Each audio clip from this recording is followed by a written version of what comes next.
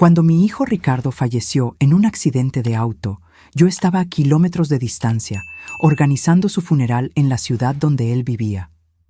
3 días después, recibí una llamada de Carmen, mi empleada de confianza desde hacía 15 años.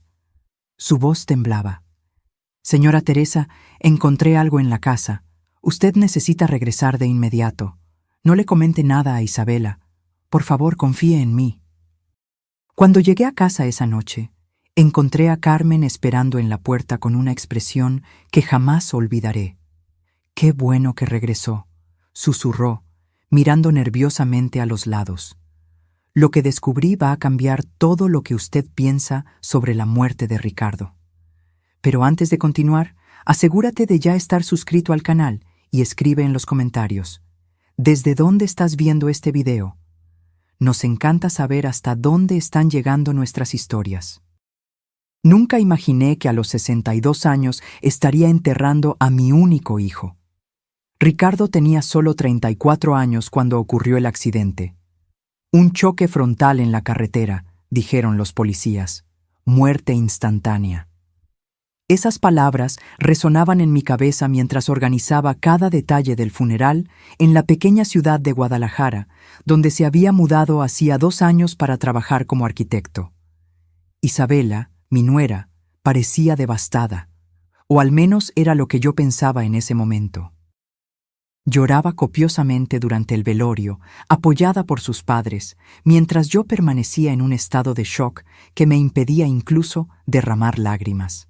La gente me miraba con lástima, diciendo que estaba siendo fuerte, pero la verdad es que mi cuerpo simplemente había desconectado todas las emociones como mecanismo de defensa. Durante los 3 días que pasé organizando el funeral, Isabela asumió el control de todo. «Déjelo en mis manos, Teresa», decía con esa voz suave que siempre usé. «Usted ya ha sufrido demasiado. Descanse». Y yo, demasiado exhausta para argumentar, dejaba que ella decidiera sobre flores, ataúd, obituario. Todo. Noté algo extraño solo una vez. El día anterior al entierro, oí a Isabela hablando por teléfono en el pasillo del hotel donde nos hospedábamos. «Sí, todo está saliendo según lo planeado», susurraba. «Unos días más y podremos seguir adelante». Cuando me vio, colgó rápidamente y explicó que estaba hablando con su jefe sobre su licencia del trabajo. En ese momento tuvo sentido. El funeral fue sencillo, como Ricardo hubiera querido. Amigos y colegas de trabajo asistieron, todos choqueados por la muerte repentina de alguien tan joven y lleno de vida. Isabela discursó sobre el esposo maravilloso que era, sobre los planes que tenían juntos, sobre el futuro que les fue robado. Yo apenas podía oírla. Cada palabra parecía venir de muy lejos, amortiguada por el dolor que me consumía por dentro. Después del entierro, Isabela sugirió que me quedara unos días más en la ciudad. «No regrese sola a esa casa tan grande, Teresa. Quédese aquí conmigo. Podemos consolarnos juntas». Pero yo necesitaba mi espacio, mi silencio, mis recuerdos. Agradecí amablemente y dije que regresaría a la Ciudad de México al día siguiente. Fue entonces, la noche anterior a mi partida, que recibí la llamada de Carmen. Ella trabajaba para mí desde hacía 15 años, desde que mi esposo Roberto falleció. Era más que una empleada, era prácticamente familia. Conocía cada rincón de nuestra casa, cada secreto, cada historia. Por eso, cuando oí el temblor en su voz, supe de inmediato que algo estaba terriblemente mal. «Señora Teresa», dijo titubeante, yo encontré algo en la casa, algo que usted necesita ver personalmente». Mi corazón se aceleró. «¿Qué encontraste, Carmen?» «No puedo hablar por teléfono, y por favor, no le comente nada a Isabela. Esto es muy serio». Intenté insistir, pero ella fue firme. Solo me imploró que regresara lo antes posible. Colgué el teléfono con las manos temblando. ¿Qué tipo de cosa podría haber encontrado Carmen que era tan urgente y que no podía ser compartida con Isabela? Mi mente comenzó a crear escenarios aterradores, cada uno peor que el anterior. Esa noche no pude dormir. Me quedé acostada en la cama del hotel, mirando al techo, tratando de entender lo que estaba sucediendo. Ricardo estaba muerto. Eso era un hecho. Yo había visto su cuerpo en el ataúd, había tocado su mano fría una última vez antes de que cerraran la tapa. Entonces, ¿qué podría haber descubierto Carmen que cambiaría algo? A la mañana siguiente, cancelé mi boleto de autobús y alquilé un auto. Necesitaba llegar a casa lo más rápido posible. Isabela llamó durante mi viaje, preguntando si había llegado bien. Mentí. Dije que el autobús estaba retrasado. Algo me impedía contarle sobre la llamada de Carmen. Tal vez era instinto, o tal vez era solo el tono urgente en la voz de mi empleada lo que me hacía desconfiar de todo y de todos. El viaje de vuelta pareció durar una eternidad. Cada kilómetro recorrido aumentaba mi ansiedad. Llamé a Carmen 2 veces, pero ella solo repitió que necesitaba mostrarme algo personalmente. Confíe en mí, señora. Cuando usted vea lo que encontré, va a entender por qué no puedo hablar por teléfono. Llegué a casa al anochecer. Carmen estaba esperando en la puerta, como había dicho, pero no estaba sola. A su lado estaba un hombre que yo no conocía, alto, con lentes, vistiendo un traje discreto. Cuando me acerqué, pude ver la expresión tensa en el rostro de Carmen y algo que parecía ser miedo en sus ojos. «Señora Teresa», dijo tan pronto como salí del auto, «este es el doctor Alejandro Méndez. Él es investigador privado». Mi mundo dio vueltas. ¿Investigador privado? Carmen, ¿qué está pasando? El hombre dio un paso al frente, extendiendo la mano. «Señora Teresa, sé que esto debe ser muy confuso, pero su empleada me contrató hace 3 semanas. Ella tenía sospechas sobre ciertas irregularidades que involucraban a su hijo». Sospechas. Irregularidades. Las palabras no tenían sentido. ¿De qué están hablando? Mi hijo murió en un accidente de auto. Carmen tomó mi mano con delicadeza. «Por favor, señora, pase. Tenemos mucho que mostrarle». Me senté en la sala de estar que conocía tan bien, pero que en ese momento parecía completamente extraña. Carmen trajo agua fresca y se sentó a mi lado, sosteniendo mi mano. El doctor Alejandro abrió una carpeta gruesa y comenzó a colocar documentos sobre la mesa de centro. «Señora Teresa», comenzó con voz profesional pero amable. «Hace 3 semanas, Carmen me buscó porque venía notando comportamientos extraños en su nuera, Isabela. Me pidió que investigara discretamente. Miré a Carmen, aturdida. ¿Contrataste a un investigador? ¿Por qué?» Carmen suspiró profundamente. «Señora, yo no quería preocuparla sin tener certeza, pero en los últimos meses comencé a notar cosas. Isabela venía aquí cuando usted no estaba, revisando sus documentos, sus armarios. Una vez la encontré en su oficina, moviendo los cajones. Cuando le pregunté qué estaba haciendo, dijo que estaba buscando fotos antiguas de Ricardo para hacer un álbum de regalo». «¿Y cuál es el problema con eso?», pregunté, todavía sin entender. «El problema», continuó el doctor Alejandro, «es que Isabela no estaba buscando fotos, estaba buscando esto». Colocó frente a mí una copia del testamento de Ricardo. Mi corazón se congeló. «¿Cómo conseguiste esto?» «Isabela sacó copias aquí mismo, en su impresora». Carmen encontró los documentos olvidados en la bandeja. Tomé el papel con manos temblorosas. Era de hecho el testamento de Ricardo, elaborado 2 años atrás, justo después de su boda. En él le dejaba todo a Isabela, como era de esperar. Pero había anotaciones manuscritas en los márgenes, con la letra de Isabela, cálculos, valores, fechas. Ella estaba calculando cuánto heredaría, murmuré. «Pero eso no es un crimen, son casados». El doctor Alejandro tomó otro documento. «No, no es un crimen, pero esto aquí sí lo es». Era una póliza de seguro de vida. Un seguro que yo no sabía que existía, por el valor de 2 millones de pesos. Contratado 6 meses atrás. Beneficiaria, Isabela. Sentí como si me hubieran dado un puñetazo en el estómago. Ricardo nunca mencionó este seguro. Exactamente, dijo el investigador. Y hay más. Descubrimos que fue Isabela quien sugirió que él hiciera el seguro. Tenemos correos electrónicos entre ella y la corredora. Ella insistió mucho en el valor alto, diciendo que necesitaban protección en caso de que algo sucediera. Mi mente comenzó a trabajar frenéticamente. Pero fue un accidente. La policía dijo que fue un accidente. Carmen apretó mi mano. Fue lo que dijeron inicialmente, señora. Pero cuando le conté al doctor Alejandro sobre el accidente y él comenzó a investigar, encontró algunas inconsistencias.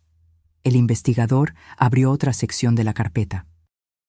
El accidente ocurrió en una carretera poco transitada, tarde en la noche. Según el informe policial, Ricardo perdió el control del auto y colisionó frontalmente contra un árbol. No había otros testigos, no había otros vehículos involucrados.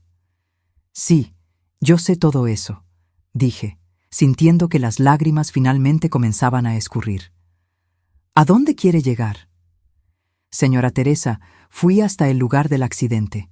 Examiné las fotos de la pericia. Hablé con el mecánico que remolcó el auto. Hizo una pausa, como si estuviera midiendo las palabras. Los frenos del auto habían sido saboteados. El silencio que siguió fue absoluto. No podía procesar lo que él estaba diciendo. ¿Saboteados? Eso es imposible. La policía lo habría notado. La policía hizo solo una investigación superficial. Fue catalogado como accidente, caso cerrado. Pero cuando le pagué al mecánico para hacer un análisis más detallado, él encontró cortes precisos en los cables de los frenos. No fue desgaste natural, fue deliberado. Me levanté bruscamente, sintiendo que el mundo giraba a mi alrededor. ¿Está diciendo que alguien mató a mi hijo? ¿Que no fue accidente? Estoy diciendo que hay evidencias muy fuertes de que los frenos fueron saboteados intencionalmente. Y considerando el seguro de vida recién contratado, considerando los cálculos que Isabela venía haciendo... No, grité. Isabela amaba a Ricardo. Ellos eran felices. Yo los veía juntos. No es posible. Carmen se levantó y me abrazó mientras yo finalmente me desmoronaba. Señora Teresa, yo tampoco quería creer.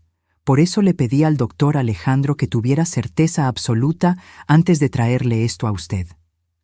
Lloré en los brazos de Carmen como no había podido llorar desde que recibí la noticia de la muerte de Ricardo. Pero ahora no eran solo lágrimas de luto, eran lágrimas de rabia, de traición, de horror absoluto al pensar que la mujer que mi hijo amaba podría haberlo asesinado por dinero. Hay más, dijo el doctor Alejandro después de darme algunos minutos para recomponerme. Isabela tiene un historial. Este no es el primer seguro de vida significativo a su nombre. Me mostró documentos sobre el exnovio de Isabela, un hombre llamado Javier Ríos. Ellos estaban prometidos hace 6 años. 3 meses antes de la boda, Javier murió en un accidente doméstico, caída de la escalera. Dios mío, susurré. Había un seguro de vida. $500,000. Isabela era la beneficiaria. Ella recibió el dinero, usó parte para mudarse a la ciudad donde conoció a Ricardo y el resto desapareció. Probablemente se gastó todo en 2 años. Miré los documentos esparcidos en la mesa. Póliza de seguro, correos electrónicos, fotos del auto destruido de Ricardo, informes del mecánico. Cada pedazo de papel era una pieza de un rompecabezas horrible que mostraba que mi hijo no había muerto en un accidente. Había sido asesinado por su propia esposa. ¿Qué hago ahora?, pregunté, sintiéndome completamente perdida. Vamos a la policía, presentamos todas estas evidencias y exigimos que reabran la investigación, respondió el doctor Alejandro. Pero necesita estar preparada, señora Teresa. Esto va a ser difícil. Isabela va a negar todo. Ella es inteligente, calculadora, pero tenemos suficientes evidencias para al menos levantar sospechas. Aquella noche, sentada en la casa silenciosa con Carmen a mi lado, me di cuenta de que mi luto había tomado una forma completamente diferente. No estaba solo llorando la pérdida de mi hijo. Estaba procesando la traición, el horror de saber que la mujer que él amaba había planeado su muerte meticulosamente, y estaba sintiendo una rabia que nunca había experimentado antes en toda mi vida. A la mañana siguiente, desperté con una determinación que no sabía que poseía. Carmen había dormido en el cuarto de huéspedes, y cuando bajé a la cocina, ella ya había preparado café de olla. «¿Cómo está, señora?», preguntó con preocupación genuina en los ojos. «Furiosa», respondí honestamente, y determinada a hacer que Isabela pague por lo que hizo. El doctor Alejandro llegó a las 9 de la mañana con más documentos. Nos sentamos en la sala y él explicó el siguiente paso. «Necesitamos ser estratégicos. Isabela no puede desconfiar de que sabemos algo. Si ella percibe que estamos investigando, puede huir o destruir evidencias». «¿Qué sugiere?», pregunté. «Continúe actuando normalmente. Si ella llama, sea amable, actúe como la suegra enlutada que ella espera que usted sea. Mientras tanto, voy a trabajar con un abogado penalista y llevaré estas evidencias a un comandante de confianza». Fue la semana más difícil de mi vida. Isabela llamaba todos los días, siempre con aquella voz dulce y preocupada. «¿Cómo está, Teresa? ¿Está comiendo? ¿Necesita que vaya ahí?». Y yo tenía que responder con calma, esconder la náusea que sentía al oír su voz, fingir que aún creía en sus lágrimas falsas. Durante ese tiempo, el doctor Alejandro descubrió más cosas perturbadoras. Isabela había contratado a un mecánico de dudosa reputación 3 semanas antes del accidente de Ricardo. Teníamos su nombre, y cuando el doctor Alejandro lo confrontó con las evidencias, el hombre confesó. Isabela le había pagado 5,000 pesos para cortar los cables de los frenos de forma que pareciera desgaste natural. «¿Está dispuesto a testificar?», pregunté cuando supe de esto. «Sí, a cambio de inmunidad parcial. Está aterrado y quiere colaborar con la justicia». Cada nuevo descubrimiento era como una puñalada en el corazón.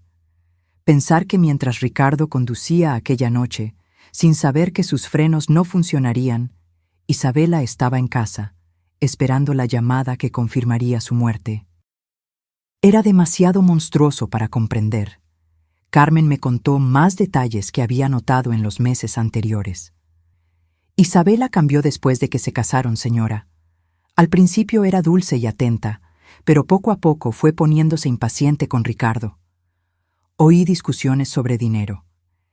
Ella quería un nivel de vida más alto de lo que el salario de él permitía.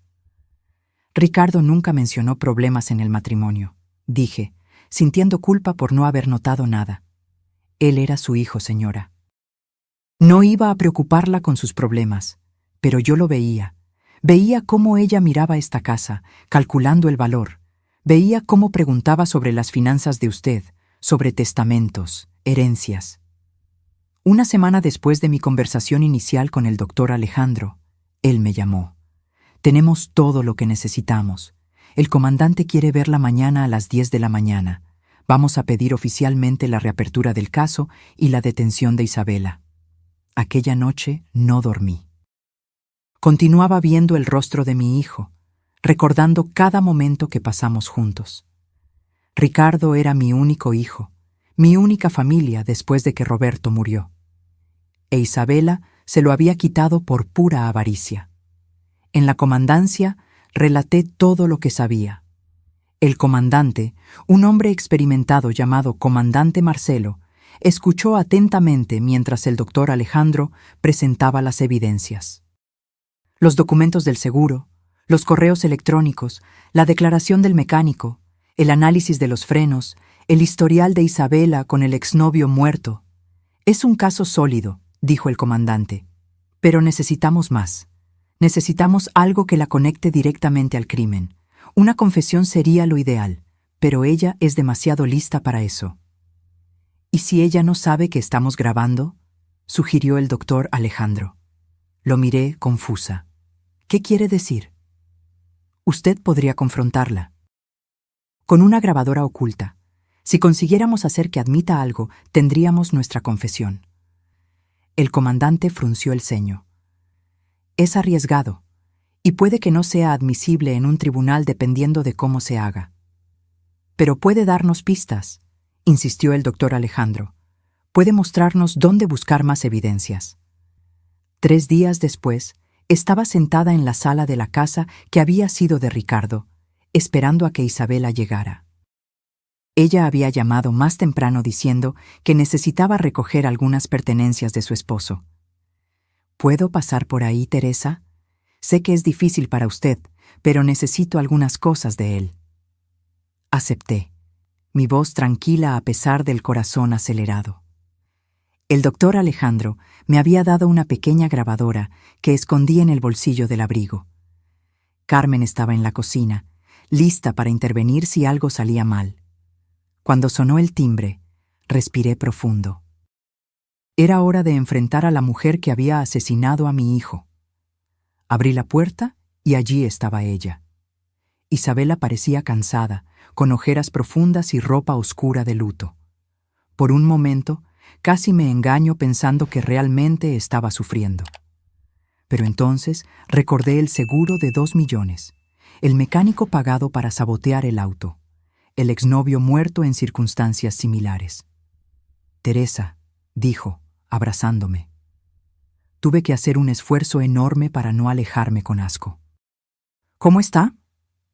Sobreviviendo, respondí, manteniendo la voz neutra. Pase. Nos sentamos en la sala. Isabela miró a su alrededor con una expresión que ahora yo podía leer claramente. Estaba evaluando el valor de todo, los muebles antiguos, los cuadros, las antigüedades que Roberto había coleccionado. Esta casa tiene tantos recuerdos, dijo con un suspiro. Ricardo siempre hablaba de crecer aquí. Sí, acepté, fueron años felices. Hubo un silencio incómodo.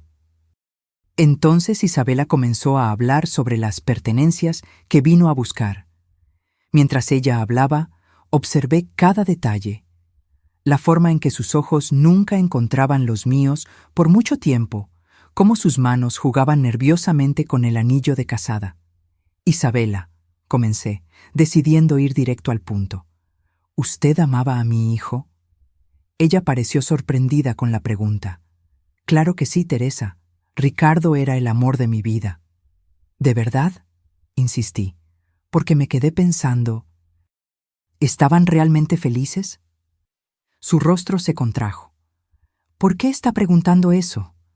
Solo curiosidad de madre, dije, tratando de sonar casual. Sabe cómo es. Una siempre se pregunta si nuestros hijos serán felices de verdad en sus matrimonios. Isabela se relajó un poco. Teníamos nuestros problemas, como toda pareja, pero sí, éramos felices. ¿Qué tipo de problemas? Presioné gentilmente. Ella dudó. Bueno, dinero principalmente. Ricardo era más conservador con las finanzas. Yo quería vivir un poco más, disfrutar mientras somos jóvenes. Entiendo. ¿Y el seguro de vida que hicieron? Vi sus ojos dilatarse levemente antes de que ella se recompusiera. ¿Qué seguro? El de 2 millones de pesos. Ricardo me lo mencionó. Mentí. Dijo que usted lo había sugerido.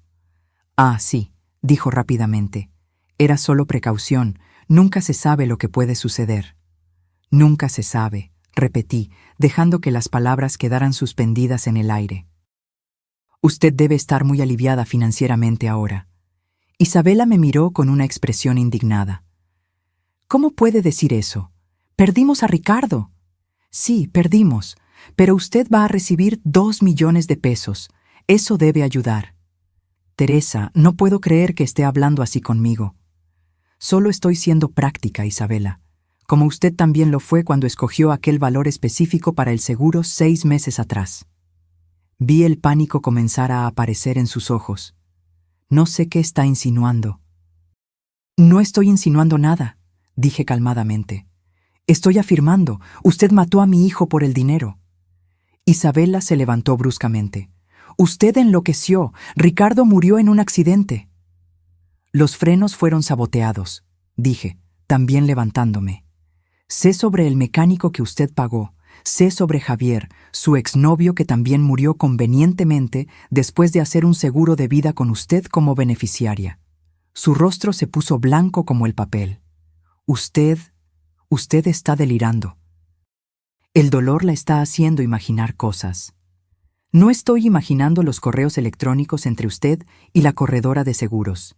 No estoy imaginando las anotaciones que usted hizo calculando cuánto heredaría. No estoy imaginando la declaración del mecánico. Isabela comenzó a caminar de un lado a otro, claramente desesperada. Usted no puede probar nada. Fue un accidente. La policía dijo que fue un accidente.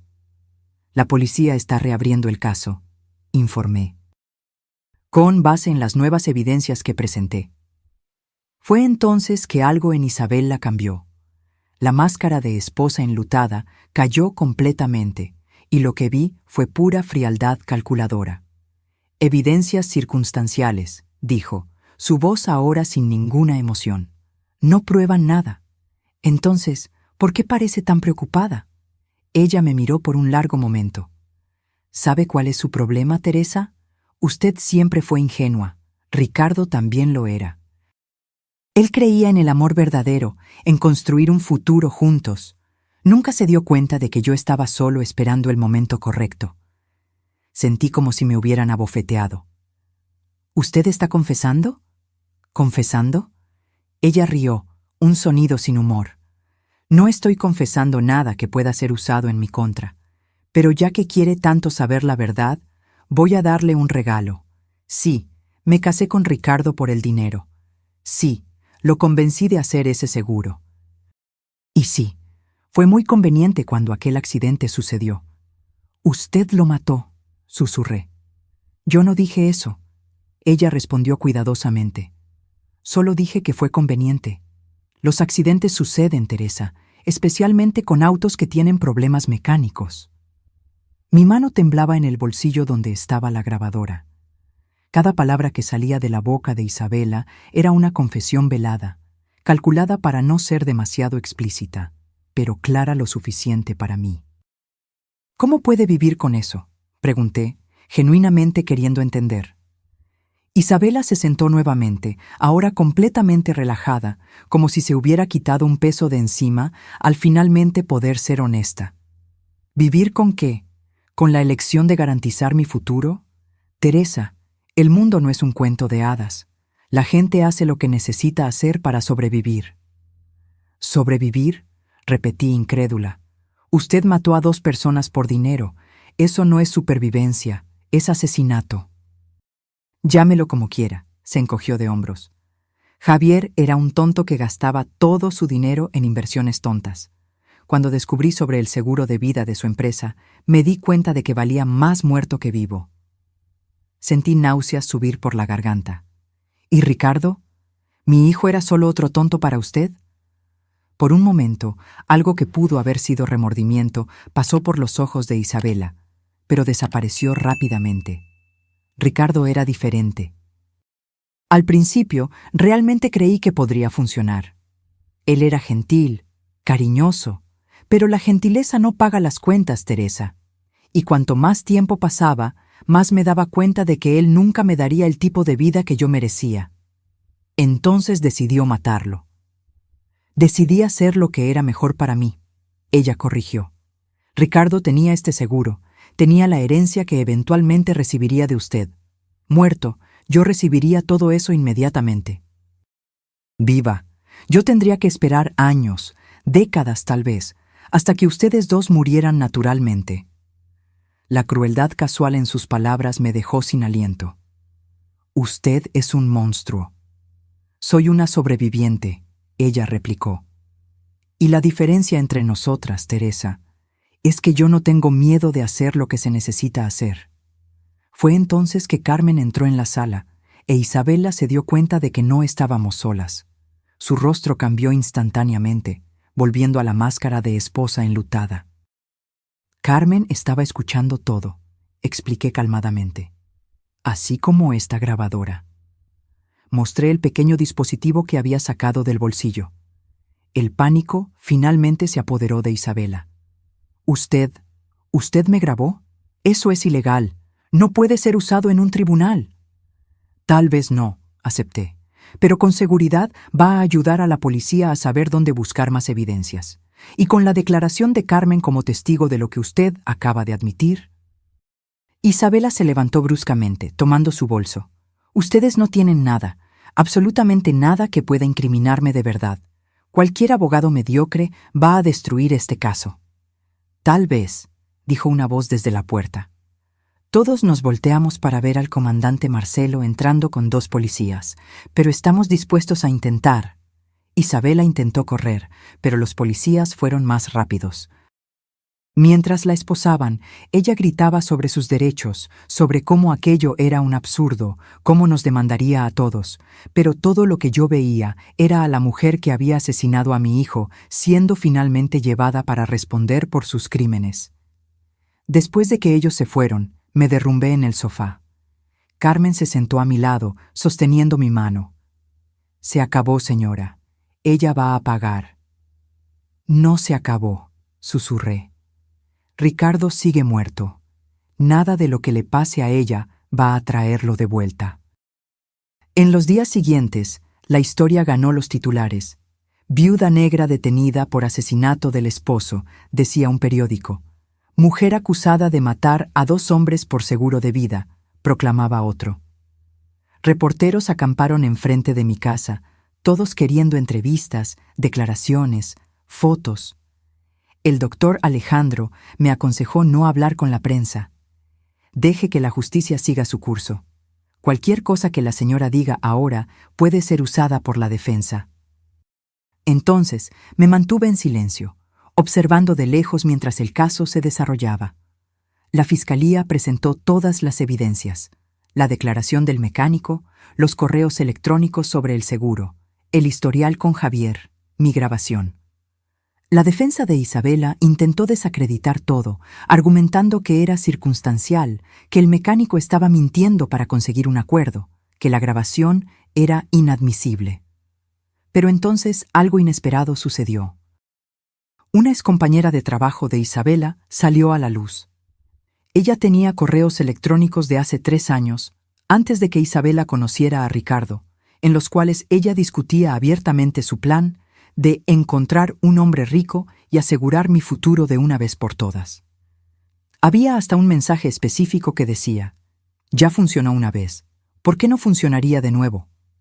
Era la evidencia que faltaba, la prueba de premeditación que conectaba a Javier y Ricardo.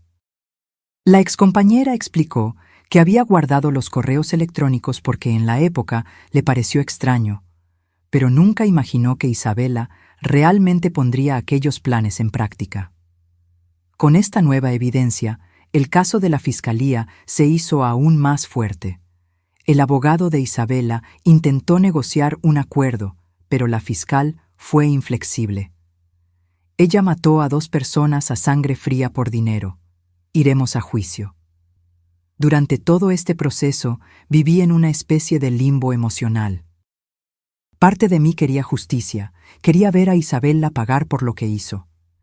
Pero otra parte solo quería que todo acabara, que yo pudiera finalmente procesar la muerte de mi hijo sin tener que revivir los detalles horribles todos los días en las noticias. Carmen fue mi puerto seguro durante esos meses. Ella cuidaba de la casa, alejaba a los reporteros, garantizaba que yo comiera y durmiera. La señora necesita cuidarse, decía siempre. Ricardo querría que usted siguiera adelante. Pero, ¿cómo seguir adelante cuando cada día traía una nueva revelación sobre cómo mi hijo había sido traicionado por la mujer que amaba? Descubrimos que Isabela había comenzado a investigar formas de sabotear frenos de auto 2 meses antes del accidente de Ricardo. Su historial de navegación estaba lleno de búsquedas sobre accidentes automovilísticos fatales y cómo parecer una viuda enlutada convincente. La frialdad calculadora de cada acción de ella era casi incomprensible. Ella había planeado todo meticulosamente, desde conocer a Ricardo hasta escoger el momento exacto para matarlo. Y durante todo ese tiempo, ella dormía a su lado, fingía amarlo, todo mientras preparaba su muerte. El juicio fue marcado para 6 meses después de la detención. Yo sabía que tendría que testificar, que tendría que sentarme en aquel tribunal y relatar todo lo que había descubierto. La idea me aterraba, pero yo le debía eso a Ricardo. Él merecía que la verdad fuera contada. El primer día del juicio fue uno de los más difíciles de mi vida. Entrar en aquel tribunal, ver a Isabela sentada en la mesa de la defensa con su traje discreto y expresión controlada, fue surrealista. Ella me miró cuando entré, y por un momento nuestros ojos se encontraron. No había remordimiento allí, solo cálculo. La fiscal, la LIC, Andrea Campos, era una mujer competente en sus 40, con una reputación de no perder casos de homicidio. En su declaración de apertura, ella trazó un retrato devastador de Isabela como una depredadora que escogía a sus víctimas cuidadosamente. Señoras y señores del jurado, comenzó, ustedes van a oír sobre una mujer que transformó el asesinato en un plan de negocios. Una mujer que veía las relaciones no como alianzas amorosas, sino como oportunidades financieras. Y cuando esas oportunidades no rendían el retorno que ella esperaba, simplemente las eliminaba y seguía a la siguiente. La defensa, liderada por un abogado caro llamado Lic, Enrique Suárez, intentó un enfoque diferente. Mi clienta es una viuda devastada que está siendo perseguida por acusaciones basadas en coincidencias y suposiciones. Sí, ella se benefició financieramente de la muerte de su esposo, así como cualquier esposa se beneficiaría. Eso no la convierte en una asesina. Durante los días siguientes, testigo tras testigo subió al estrado. El mecánico que había saboteado los frenos testificó con voz temblorosa, explicando cómo Isabela lo había buscado con una historia sobre querer darle un susto a su esposo infiel. Él juró que no sabía que Ricardo moriría. Ella dijo que él solo se llevaría un susto, que los frenos fallarían a baja velocidad, explicó, lágrimas escurriendo por su rostro. Ella me pagó 5,000 pesos y yo lo hice. No pensé que alguien moriría. La defensa intentó desacreditar al mecánico, sugiriendo que estaba mintiendo para conseguir una sentencia reducida. Pero cuando la fiscal presentó los mensajes de texto entre él e Isabela, combinando los detalles, quedó claro que él estaba diciendo la verdad. Después vino el investigador de seguros, que había analizado el caso de Javier, el exnovio. Él explicó que en la época la muerte había sido clasificada como accidente doméstico. Pero cuando supimos sobre el caso del señor Ricardo, revisitamos el caso del señor Javier y encontramos inconsistencias que no habían sido investigadas adecuadamente. ¿Qué tipo de inconsistencias?, preguntó la fiscal. La caída de la escalera sucedió cuando Javier estaba solo en casa. Isabela tenía coartada. Estaba en el trabajo. Pero descubrimos que ella tenía acceso a medicamentos sedantes a través de una amiga enfermera. Y encontramos rastros de esos sedantes en la sangre de Javier durante la autopsia original, pero en la época fue atribuido a medicinas que él tomaba para la ansiedad. ¿Y ahora? Ahora creemos que Isabela puede haberle dado los sedantes a él antes de salir para el trabajo, sabiendo que él quedaría desorientado y probablemente caería. Fue un asesinato disfrazado de accidente, así como en el caso de Ricardo. Cuando llegó mi turno de testificar, subí al estrado con las piernas temblando. La fiscal fue gentil conmigo, guiándome a través de cada descubrimiento, desde la llamada de Carmen hasta la grabación con la confesión de Isabela.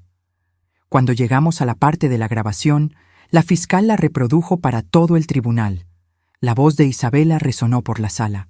Javier era un tonto que gastaba todo su dinero en inversiones tontas. Cuando descubrí sobre el seguro de vida de su empresa, me di cuenta de que valía más muerto que vivo. Vi a varios miembros del jurado moverse incómodamente en sus sillas. La frialdad en la voz de Isabela era inconfundible. Pero fue durante el interrogatorio de la defensa que las cosas se pusieron realmente difíciles. El Lic. Enrique intentó hacerme admitir que yo estaba demasiado devastada por la pérdida de mi hijo para pensar claramente. Señora Teresa, comenzó con voz suave, ¿Usted no cree posible que en su estado de luto profundo usted pueda haber interpretado mal las acciones de mi clienta? No, respondí firmemente. Yo oí a Isabela admitir que mató a Javier. Oí que ella dijo que Ricardo valía más muerto que vivo. Pero ella nunca dijo explícitamente «yo maté a Ricardo», ¿verdad? Él presionó. No en esa grabación, admití. Pero el contexto no es confesión, señora Teresa. Mi clienta estaba claramente perturbada, diciendo cosas sin pensar porque usted la estaba acusando injustamente. Ella no estaba perturbada, dije, sintiendo la rabia crecer. Ella estaba tranquila, calculadora, sabía exactamente lo que estaba diciendo. Después de mi testimonio, tuve que sentarme y observar mientras Isabela subía al estrado. Ella estaba preparada, eso quedó claro inmediatamente. Ella lloró en los momentos correctos, su voz se quebró cuando habló sobre el amor de su vida. Ella miró al jurado con ojos suplicantes. «Yo amaba a Ricardo más que a nada», dijo, su voz temblante. «Sí, teníamos problemas financieros. Sí, yo sugerí el seguro de vida porque quería protegernos. Pero nunca, jamás, yo le haría daño». «¿Y qué hay de las cosas que usted le dijo a su exsuegra?», preguntó la fiscal durante el interrogatorio cruzado. Yo estaba en shock, Isabela respondió. Teresa me confrontó con acusaciones horribles y yo reaccioné mal. Dije cosas que no eran verdad solo para provocarla porque estaba dolida de que ella pudiera pensar tan mal de mí. «Entonces, ¿usted niega que mató a Javier Ríos?» «Completamente. Javier murió en un accidente trágico. Yo lo amaba». ¿Y los correos electrónicos a su excompañera de trabajo hablando sobre encontrar un hombre rico? Isabela pausó y vi un destello de pánico en sus ojos antes de que ella se recompusiera. Aquello era una broma entre amigas. Toda mujer hace bromas sobre encontrar a alguien rico. No significa que yo realmente planeara algo. La fiscal pasó horas desmontando cada explicación, cada excusa. Ella presentó una línea de tiempo detallada mostrando cómo Isabela había investigado sobre accidentes de auto, cómo había contactado al mecánico, cómo había insistido en que Ricardo tomara aquella ruta específica la noche del accidente. El juicio se extendió por 3 semanas. Cada día traía nuevas revelaciones, nuevos detalles sobre la extensión de la traición de Isabela. Descubrimos que ella había abierto una cuenta bancaria secreta donde depositaba dinero retirado de las cuentas conjuntas con Ricardo sin el conocimiento de él. Una antigua amiga de Isabela testificó que ella había dicho, meses antes del accidente: «A veces yo miro a Ricardo y pienso en cuánto mi vida sería más fácil si él simplemente no existiera más». En la época, la amiga creyó que era solo un desahogo de un matrimonio difícil. El perito que analizó los frenos del auto de Ricardo dio un testimonio técnico y devastador. Él explicó en detalles cómo los cortes habían sido hechos de forma que pareciera desgaste natural, pero que la precisión de los cortes indicaba claramente sabotaje intencional. En 25 años analizando accidentes de auto, dijo, «Nunca vi frenos desgastarse naturalmente de esa forma. Fue manipulación humana deliberada». La defensa intentó argumentar que el mecánico podría haber hecho los cortes por cuenta propia, pero los mensajes de texto entre él e Isabela eran demasiado claros. Ella había especificado exactamente dónde los cortes deberían ser hechos. Había enviado diagramas, había dado instrucciones precisas. Durante todo el juicio, observé a Isabela cuidadosamente. Cuando ella pensaba que nadie estaba mirando, su máscara se resbalaba. Vi irritación, tedio, hasta aburrimiento. Pero nunca vi remordimiento. Nunca vi tristeza genuina por la muerte de Ricardo. En el último día de testimonios, la fiscal hizo su declaración final. «Señoras y señores del jurado, este caso es sobre una mujer que veía a personas como medios para un fin. Javier Ríos era un medio para conseguir $500,000. Ricardo Oliveira era un medio para conseguir $2 millones. Y si no hubiera sido atrapada, con seguridad habría una tercera víctima, tal vez una cuarta. Ella pausó, mirando a cada miembro del jurado a los ojos. Isabela Acosta no es una esposa enlutada. Ella es una asesina en serie movida por la avaricia más pura, y ella necesita ser impedida antes de que haga otra víctima. La defensa, en su declaración final, intentó pintar a Isabela como una mujer incomprendida, víctima de circunstancias y de una suegra vengativa. Teresa Oliveira perdió a su hijo y necesita culpar a alguien. Es comprensible, pero comprensible no significa correcto. Las evidencias contra mi clienta son circunstanciales en el mejor de los casos, manipuladas en el peor. El jurado salió a deliberar un jueves por la tarde. Esperé en el pasillo con Carmen y el doctor Alejandro, cada minuto pareciendo una hora. Después de 6 horas, fuimos informados de que el jurado había parado para la noche y retomaría a la mañana siguiente. Aquella fue una de las noches más largas de mi vida. No pude dormir. Continuaba imaginando diferentes escenarios. ¿Y si el jurado no creyera en las evidencias? ¿Y si Isabela fuera considerada inocente? Ella quedaría libre para hacer otra víctima, y yo tendría que vivir sabiendo que la asesina de mi hijo estaba suelta. A la mañana siguiente, volvimos al tribunal. Después de 3 horas más de deliberación, finalmente recibimos la noticia. El jurado había llegado a un veredicto. Cuando entramos en la sala, mi corazón latía tan fuerte que pensé que todos podían oír. Isabela estaba sentada en la mesa de la defensa, sus manos entrelazadas, su expresión cuidadosamente neutra. El juez pidió que el jurado se pusiera de pie.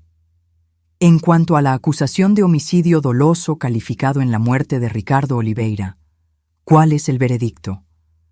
El portavoz del jurado, un hombre de mediana edad con lentes, miró directamente a Isabela. Culpable, señoría. Sentí como si pudiera finalmente respirar por primera vez en meses. Isabela palideció, pero mantuvo la compostura. Su abogado inmediatamente comenzó a hablar sobre apelación. En cuanto a la acusación de homicidio doloso calificado en la muerte de Javier Ríos, ¿cuál es el veredicto? Culpable, señoría. Fue en ese momento que Isabela finalmente reaccionó. Ella se levantó bruscamente, volteándose hacia el jurado. «¡Ustedes cometieron un error!», ella gritó. «Yo no hice nada. Ella me tendió una trampa», apuntó hacia mí. «Teresa inventó todo porque no puede aceptar que su hijo murió». Los guardias tuvieron que contenerla mientras el juez golpeaba el martillo exigiendo orden. Pero mientras la llevaban, oí a Isabela gritar una última cosa que confirmó todo lo que yo ya sabía. Él merecía morir. Ricardo era un inútil que nunca iba a conseguir darme la vida que yo merecía. El silencio que siguió a esa explosión fue absoluto. Todos en el tribunal acababan de oír una confesión completa. El abogado de defensa cerró los ojos en derrota. La fiscal sonrió discretamente. La sentencia llegó 2 semanas después. El juez, al pronunciarla, fue directo. Señora Acosta, sus crímenes fueron calculados, fríos y motivados por la avaricia más básica. Usted le quitó la vida a 2 hombres que confiaban en usted, que la amaban. Y lo hizo sin el menor remordimiento. Hizo una pausa, mirando a Isabela por encima de sus lentes. Estoy sentenciándola a 2 penas consecutivas de prisión perpetua, sin posibilidad de libertad condicional por un mínimo de 40 años. Que Dios tenga misericordia de su alma, porque esta corte no la tendrá. Isabela no reaccionó esta vez. Ella solo miró fijamente hacia adelante mientras era llevada fuera de la sala. Cuando nuestros ojos se encontraron por última vez, no vi rabia o miedo. Vi solo vacío. 6 meses han pasado desde la sentencia. Estoy sentada en la terraza de mi casa, observando el jardín que Ricardo plantó cuando aún vivía aquí. Las rosas que él escogió están floreciendo, rojas y vibrantes contra el verde del césped. Carmen trajo té y se sentó a mi lado. «¿Cómo está hoy, señora?», pregunta, como hace todas las mañanas. «Mejor», respondo honestamente. Algunos días son más difíciles que otros, pero estoy mejor. La verdad es que el dolor nunca se va completamente. Ricardo era mi único hijo, y nada va a llenar el vacío que su muerte dejó. Pero saber que Isabela está pagando por sus crímenes trajo una especie de paz que yo no esperaba. Doné la mitad del dinero del seguro de vida de Ricardo a instituciones de caridad que ayudan a víctimas de violencia doméstica y abuso financiero. Con la otra mitad, creé una fundación en su nombre que ofrece becas de estudio para jóvenes arquitectos. Ricardo vivió por 34 años, y quiero que su legado sea más que la forma en que murió. Carmen se convirtió en más que mi empleada. Es mi compañía, mi confidente, mi familia. En las noches difíciles, cuando la soledad aprieta, ella está allí con una taza de chocolate caliente y disposición para oír mis historias sobre Ricardo niño. El doctor Alejandro todavía me visita ocasionalmente. Él se convirtió en un amigo improbable, alguien que entiende la jornada que pasé. Él me contó que usó el caso de Isabela para crear entrenamientos sobre cómo identificar depredadores financieros. Tal vez podamos salvar a otras personas de pasar por lo que la señora pasó, dijo. Aprendí muchas cosas en estos últimos meses. Aprendí que el amor puede cegar, pero la verdad eventualmente sale a la luz. Aprendí que no todo el mundo que sonríe para ti desea tu bien. Aprendí que la justicia, aunque lenta, todavía existe. Pero principalmente aprendí que soy más fuerte de lo que imaginaba. Cuando Carmen me llamó aquel día, pidiendo que yo regresara a casa, yo estaba rota por el dolor. Ahora, incluso todavía cargando ese dolor, estoy entera de una forma diferente. Ricardo me enseñó mucho en vida, pero su muerte me enseñó algo que nunca esperé aprender, que a veces las personas que más amamos guardan secretos terribles, y que nuestro papel no es cargarlos cuando ellos se van, sino honrar la memoria que ellos merecen tener. Esta mañana, desperté y fui hasta el cuarto de Ricardo. Todavía mantengo todo como él lo dejó. La fiscal había sugerido que yo lo transformara en otra cosa, que sería más saludable seguir adelante. Pero este cuarto es mi santuario, mi lugar para recordar al niño que fue, al hombre que se convirtió antes de que Isabela apareciera en su vida. Tomé una foto de él a los 20 años, sonriendo durante su graduación en arquitectura. Sus ojos brillaban con esperanza y posibilidades. Él no sabía que su vida sería tan corta, que confiaría en la persona equivocada, que pagaría con la vida por esa confianza. Te extraño todos los días, susurro a la foto. Pero voy a garantizar que seas recordado por la persona increíble que eras, no por la forma en que fuiste traicionado. Hay una parte de mí que todavía se pregunta si podría haber hecho algo diferente. Si hubiera estado más presente, ¿habría notado las señales de que algo estaba mal en su matrimonio? ¿Habría visto a través de la máscara de Isabela más temprano? Pero el doctor Alejandro me recordó que Isabela era una profesional. Ella engañó a Javier, engañó a Ricardo, engañó a todos los que la conocieron. No fue culpa de la señora, dijo. Personas como Isabela son expertas en manipulación. Es lo que ellas hacen. Carmen entra en el cuarto y se queda a mi lado. ¿La señora quiere compañía o prefiere quedarse sola? Quédate, digo. Solo estaba recordando. Ella mira la foto en mi mano. Él era un buen muchacho, siempre educado, siempre gentil. Recuerdo cuando él tenía 10 años e intentó ayudarme a cargar las compras. Casi tiró todo, pero el corazón estaba en el lugar correcto. Sonreímos juntas, compartiendo la memoria. Es eso lo que Isabela no puede quitarme. Las memorias de los años antes de que ella apareciera, los momentos que Ricardo y yo compartimos, el amor que siempre fue real. El teléfono suena y es la LIC. Andrea, la fiscal. Ella llama ocasionalmente para ponerme al día sobre el caso.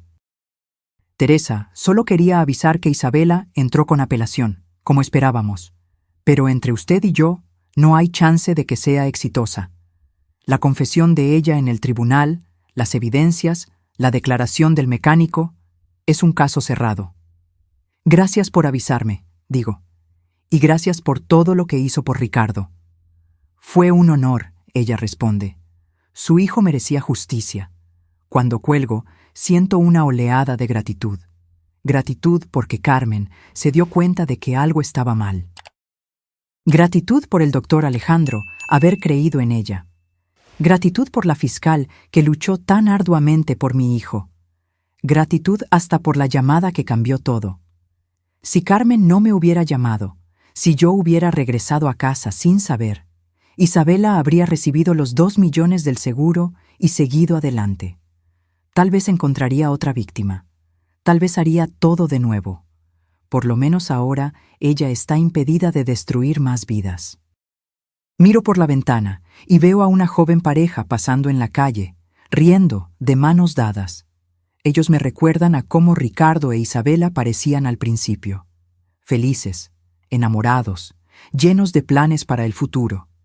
Las apariencias pueden ser tan engañosas, pero también me recuerdo que no todo amor es falso. Roberto, mi difunto esposo, me amó verdaderamente por 30 años. Ricardo amó verdaderamente, aunque ese amor haya sido mal colocado. Y yo continúo amando a mi hijo, aunque él ya no esté aquí. Esta tarde voy a visitar su tumba. Llevo flores frescas toda semana, siempre rosas rojas como las que él plantó en el jardín. Me siento al lado de la lápida y le cuento sobre mi día, sobre las noticias, sobre la fundación que lleva su nombre. A veces me pregunto si él puede oírme, donde quiera que esté. Espero que sí. Espero que él sepa que luché por él, que garantice que la verdad saliera a la luz, que su asesina pagara por el crimen. Carmen me acompaña en esas visitas. Ella trae flores también, siempre margaritas, sus flores favoritas.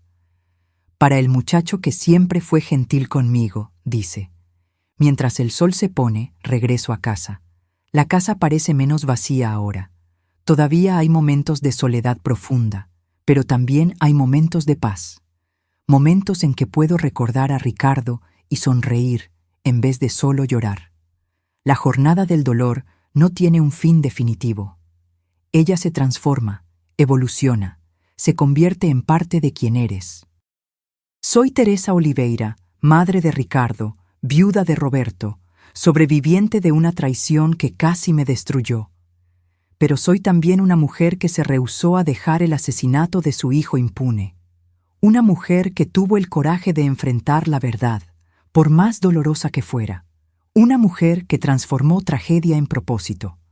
La Fundación Ricardo Oliveira ya concedió 3 becas de estudio. Conocí a los jóvenes arquitectos que las recibieron. Vi la misma pasión en los ojos de ellos que vi en los ojos de mi hijo. Y en esos momentos siento que Ricardo todavía está aquí, viviendo a través del bien que podemos hacer en su nombre. Esta noche, antes de dormir, miro la foto de Ricardo en mi mesita de noche. Buenas noches, mi hijo. Susurro, como hacía cuando él era niño. Donde quiera que estés, sabe que eres amado. Siempre lo fuiste, siempre lo serás. Y por primera vez en mucho tiempo, duermo en paz. Ahora, si te gustó esta historia, haz clic en suscribirse y dime en los comentarios, ¿cuál parte te dejó con la boca abierta? Y no olvides hacerte miembro para tener acceso a videos exclusivos que no publico aquí. Te espero allá.